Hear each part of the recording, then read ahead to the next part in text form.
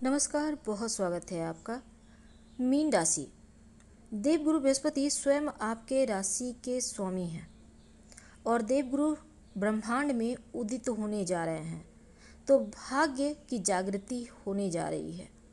देवगुरु बृहस्पति 9 जुलाई से लेकर 18 अक्टूबर तक उदित अवस्था में रहेंगे और अतिचार अवस्था में भी रहेंगे।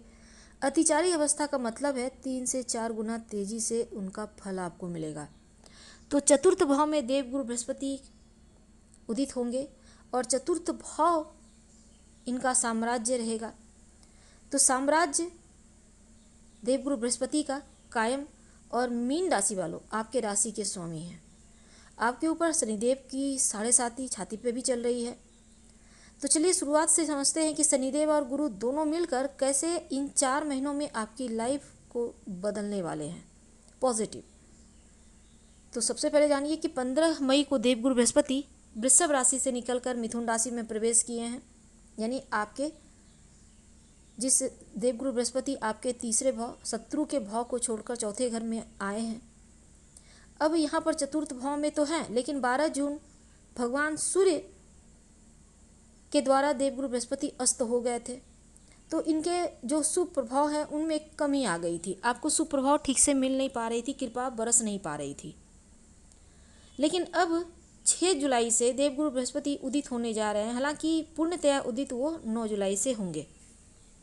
तो जब देवगुरु बृहस्पति उदित होंगे पूर्व दिशा में, तब आपकी लाइफ एकदम से बदल जाएगी, यू टर्न लेगी। भाग्य का सपोर्ट मिलेगा और सबसे मजबूती से ज़्यादा प्रभाव भी पड़ेगा। अब देखिए, भाग्य के साथ कर्मों का भी साथ होगा। हालांकि आपके ऊपर भले ही शनिदेव की 7.5 छाती पे चल रही है, लेकिन 13 जुलाई को शनिदेव वक्री होंगे। तो वक्री होंगे तो कमज़ोर अवस्था में आएंगे, तो उतना बुरा प्रभाव नहीं पड़ेगा।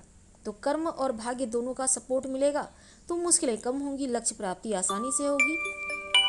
तो जब शनिदेव वक्री होंगे 13 जुलाई को, लेकिन गुरु 9 जुलाई को उदित होने जा रहे हैं। तो जो कार्य आप लंबे समय से कर रहे हैं, करते करते कार्य में रुकावट सी आ गई थी, आपको लग रहा था कि जरा सा मुश्किलें हो रही है, पूर्ण नहीं हो रहा है, लेकिन अब देवगुरु जब उदित होंगे तब आपके कार्य बनने लगेंगे। आप एकदम से आपके अंदर छुपी हुई प्रतिभा बाहर आएगी, निखरेगी, आपके अंदर स्फूर्ति आएगी, कार्य को करने की मजबूती, इच्छा शक्ति बेहतर हो जाएगी, आपकी क्षमता बढ़ेगी। आप एकदम क्लियर तरीके से चीज़ों को समझेंगे, परखेंगे और करेंगे, और आपको इसका फल भी मिलेगा। तो चौथे भाव का फल मिलेगा। गुरु उदित होंगे, जमीन ज़्यादा संबंधी चौथा भाव का फल, जमीन ज़्यादा संबंधी कार्यों में आपके लिए बढ़िया योग बनेंगे। कोई अधूरा काम है वो पूरा होगा, खासकर प्रॉपर्टी को लेकर विवाद था वो समाप्त होगा, गुरु का साथ मिलेगा। और इसके बाद देवगुरु बृहस्पति के पास 3 दृष्टियां हैं, 5वीं, 7वीं और 9वीं। तो 5वीं दृष्टि अब ये आपके लिए, देखिए 5वीं दृष्टि तो आपके अष्टम भाव पर, लेकिन अब ये जो शनिदेव है ना उच्च के हो जाते हैं तुला राशि में, तो कर्म का साथ भी मिलेगा। चूँकि तुला राशि यानी 8वां घर जो है वो शुक्र का घर है, और शुक्र पर जब शनिदेव की यहाँ पर उच्च की राशि है, तुला राशि या प्रिय राशि भी कह सकते हैं, और यहाँ पर जब देवगुरु बृहस्पति की अमृत दृष्टि पड़ेगी तो यहाँ पर आपको अष्टम भाव का भी शुभ फल मिलने लगेगा। कैसे मिलेगा ये पहले समझते हैं। देखिए, सबसे पहली बात तो अष्टम भाव होता है अनिश्चितताओं का, रुकावट का, समस्याओं का, परेशानियों का। लेकिन जब गुरु की दृष्टि पड़ेगी तो समस्याओं का निराकरण होगा, रुकावटें समाप्त होगी, समस्या समाप्त होगी, परेशानियां खत्म होंगी। क्योंकि अमृत दृष्टि पड़ेगी तो हर चीज़ में जीवंतता आ जाएगी, हर मुश्किल समाप्त हो जाएगी। तो देवगुरु बृहस्पति शुभ ग्रह हैं, बदलाव होगा जो वो शुभ ही परिणाम देगा। 18 अक्टूबर तक ये प्रभाव मिलने वाला है। कोई पॉजिटिविटी आपको यहाँ पर जरूर मिलेगी, सकारात्मक सिचुएशन भी मिलेगा, देवगुरु बृहस्पति का साथ मिलेगा, रुकावटों से बाहर निकलेंगे।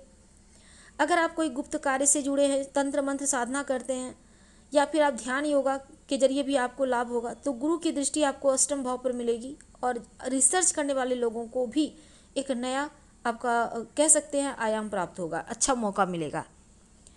अब इसके बाद देवगुरु बृहस्पति की एक दृष्टि पड़ेगी आपके 10वें घर पर, यानी करियर का भाव पर। तो करियर का भाव पर शनिदेव की भी दृष्टि है। लेकिन जब शनिदेव तो वक्री होने जा रहे हैं 13 को, लेकिन गुरु की दृष्टि अब अमृत तत्व का काम करेगा। और शनिदेव की दृष्टि को थोड़ा सा यहाँ पर जो अशुभ फल था, शनिदेव की दृष्टि में विष है तो गुरु की दृष्टि में अमृत है, तो विष को अमृत का छिड़काव होने से जीवंतता अनुभव होगा, या सब कुछ अच्छे से आपको मैनेज प्राप्त होने लगेगा। तो करियर के स्वयं स्वामी है, भाग्य करियर का दोनों का सपोर्ट मिलेगा। और जिस भाव पर शनि और गुरु का एक साथ प्रभाव आ जाता है, सबसे ज़्यादा प्रभावशाली हो जाता है, तो करियर के मामलों में अच्छा प्रभाव मिलेगा। नए काम की शुरुआत करना है, कर डालिए। आप योजना बनाकर कार्य कर सकते हैं। नए जॉब की तैयारी कर रहे हैं, बिजनेस की तैयारी कर रहे हैं, पद प्रतिष्ठा प्राप्ति के योग बनेंगे, इंक्रीमेंट बढ़ेगा। शनि और गुरु दोनों की दृष्टि है, सबसे ज़्यादा शुभ फल दशम भाव का ही मिलेगा।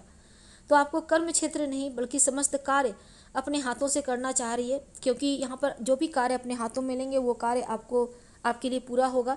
और शनिदेव का यहाँ पर साथ मिलेगा, भाग्य का सपोर्ट मिलेगा।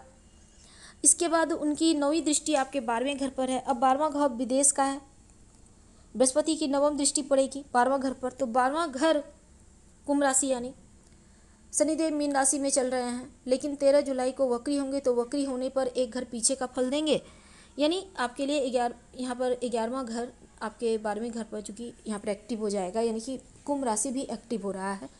और देवगुरु की दृष्टि पड़ेगी तो एकदम से जागृत हो जाएगा। विदेश में रह रहे हैं, विदेशी संबंधी कोई कार्य है, मजबूती से पूरा होगा। दोनों का प्रभाव शनिदेव और गुरु का मिलेगा। तो 12वां घर खर्चों का है, खर्चों पर थोड़ा कंट्रोल होगा, धन आएगा, खासकर दान पुण्य करते दिखेंगे, धर्म कार्य करेंगे। अगर आप मेडिकल क्षेत्र से जुड़े हैं तो आपको विशेष लाभ होगा, मजबूती के साथ आगे बढ़ेंगे। इंपोर्ट एक्सपोर्ट के कारोबारी हैं, विदेशी ज़मीन से जुड़े हैं, विदेशी कंपनी में जॉब करते हैं, तो आपके लिए बढ़िया है। ये आपके लिए बहुत महत्वपूर्ण बदलाव होगा। बस भगवान पर भरोसा रखें, धीरज रखें, किस्मत का साथ आपको मिलेगा। उपाय क्या करेंगे? ओम ह्रीं बृहस्पति नमः, इस मंत्र का जप रोज सुबह करना है, या आप शिव जी के शरण में रह सकते हैं, नमः शिवाय का भी जप कर सकते हैं। कोई एक काम कर ले, रोज शाम में ओम शनिचराय नमः का जप करें या शनि चालीसा का पाठ करें, तो आपके लिए मुश्किलें कम हो जाएगी। हम आपसे विदा लेते हैं। जानकारी अच्छी लगे तो लाइक कर सब्सक्राइब करें, शेयर करें, कमेंट करें। धन्यवाद। हम फिर मिलेंगे।